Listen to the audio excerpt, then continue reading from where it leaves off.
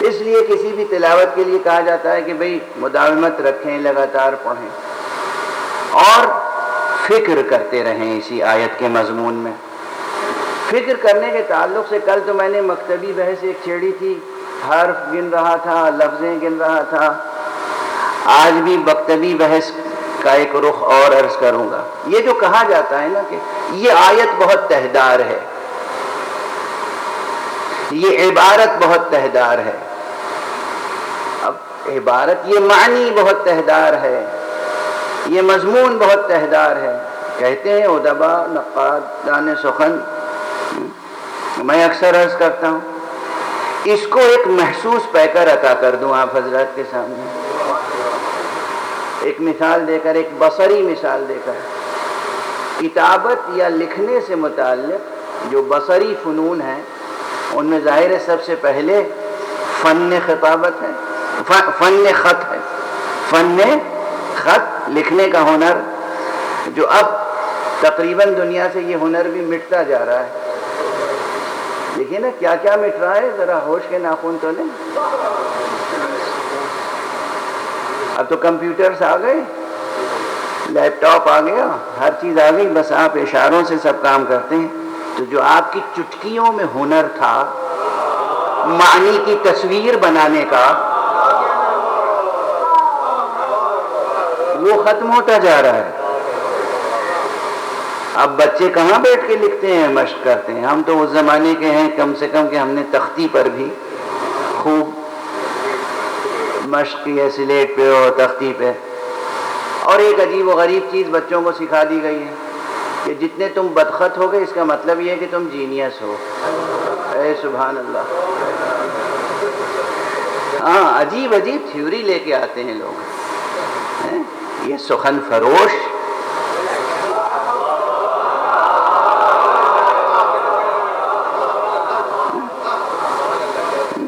ایک بات ڈال دی ذہن میں کہ جس کا ذہن بہت تیز ہوتا ہے، فکر کی رفتار تیز ہوتی ہے، ذہن کی رفتار تیز ہوتی ہے، تو اس کی انگلیاں، اس کا قلم اس کے ذہن کی رفتار کا ساتھ نہیں دے سکتا، تو وہ بدخط ہو جاتا ہے، اس کی ہینڈ رائٹنگ بہت خراب ہوتی ہے۔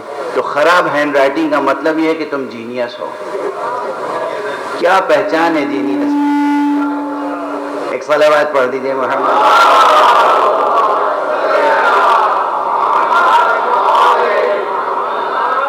اس فریب میں نہ آنا بچوں۔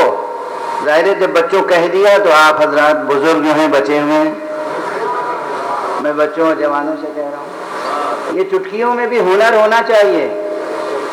اور فن خط، فن کتابت ایک فن ہے، ایک ہنر ہے۔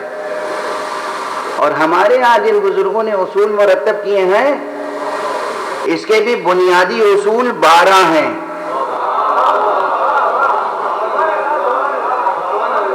تحقیق کرنا، دیکھنا، سیکھنا، 12 بنیادی اصول ہیں، 12 بنیادی اصطلاحیں ہیں ان بزرگوں نے جنہوں نے یہ نسخ اور نستعلیق کے طریقے ایجاد کیے۔ اور اس کے بعد پھر اس میں ہوا تفنن، فناوری، آرٹ داخل ہوا، انسان کا ذوق جمال داخل ہوا، تحریر کی جمالیات کو نکھارا گیا، اور پھر اس میں طرح طرح کے خط ایجاد ہوئے۔ اس میں سے میں سب کا تو تذکرہ نہیں کر سکتا، یہ صرف شوق دلانے کے لیے، وہی بچوں کو شوق دلانے کے لیے عرض کر رہا ہوں، چونکہ اب مجلسوں میں کہیں ذاتی نشستوں میں بھی کسی ڈرائنگ روم کی ٹیبل ٹاک پر بھی کہیں پر یہ ذکر تو ہوتا نہیں ہوگا، تو اس لیے میں ذکر کر رہا ہوں کہ یہ کاش کسی کے دل میں بھی شوق پیدا ہو جائے۔ یہ سب فن زندہ رکھے جانے والے فن ہیں۔ اچھی ہینڈ رائٹنگ، اچھی تحریر، ہاتھ سے قلم سے لکھنے کا ہنر، اور جو میں نے ابھی ایک فقرہ استعمال کیا تھا کہ چٹکیوں سے انگلیوں میں، ہاتھ میں قلم لے کر معنی کا پیکر بنا دینا، معنی کی تصویر، جو چیز آنکھوں سے نظر نہیں آ سکتی اس کی ایک ایسی تصویر بنا دینا جو آنکھوں سے نظر آئے۔ اس فن خطاطی میں ایک فن ایسا ہے جسے کہتے ہیں خط گلزار، اسے خط ریحاں بھی کہتے ہیں۔ یہ ایسا لکھا جاتا ہے، طغرا اس سے بنتا ہے، بڑے بڑے طغرے بنائے جاتے ہیں، کتبے بنائے جاتے ہیں۔ یہ لفظ کتبہ ہے، کتبہ نہیں ہے۔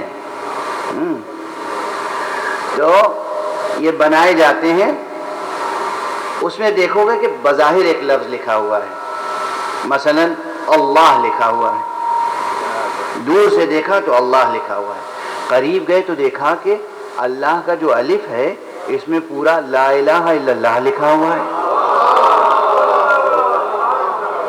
دیکھنے میں الف نظر آ رہا ہے، اندر اور عبارت، اندر عبارت، ادر عبارت، کلمے کے اندر کلمہ، کلمے کے اندر کلمہ، کلمے دور سے دیکھو تو معلوم ہوا کہ کوئی ایک گلدستے کی شبیہ ہے، اندر جا کے غور سے دیکھا تو دیکھا یہ تو پورا قرآن مجید کا سورہ لکھا ہوا ہے، پوری عبارت لکھی ہوئی ہے۔ اور فرمائیں آپ، یہ جو فن ہے دیکھنے میں ایک لفظ نظر آئے، غور سے دیکھو تو اسی میں بہت سے الفاظ نظر آئیں، یہ فن اگر ذہن نے قبول کر لیا تو جب ہم ایک آیت پڑھیں گے شہید اللہ تو اس میں اور بہت سے معنی نظر آئیں گے۔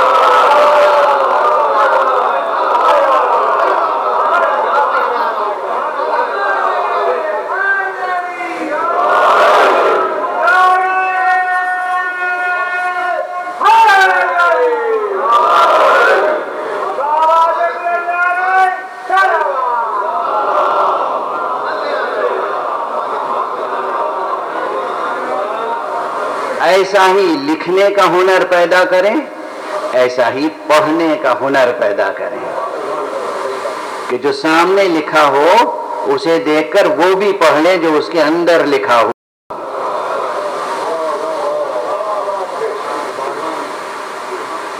میں یہ کہتا ہوں کہ قرآن مجید میں تو جگہ جگہ خط گلزار میں حقیقتیں بیان ہوئی ہیں، جگہ جگہ خط ریحان میں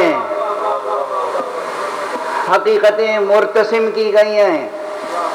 اب یہاں پر دیکھ لیں کہ بظاہر، آج تفصیل تو نہیں عرض کر سکوں گا لیکن ایک اشارہ عرض کر رہا ہوں، بظاہر معلوم ہوتا ہے کہ یہ آیت صرف مضمون توحید کی حامل ہے۔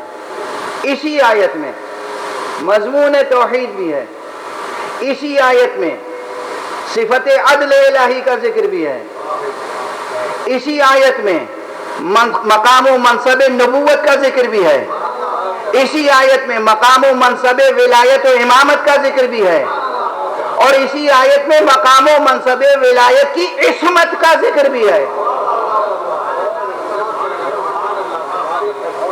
آپ نے دیکھا کہ اس آیت کریمہ کی گہرائی کتنی ہے۔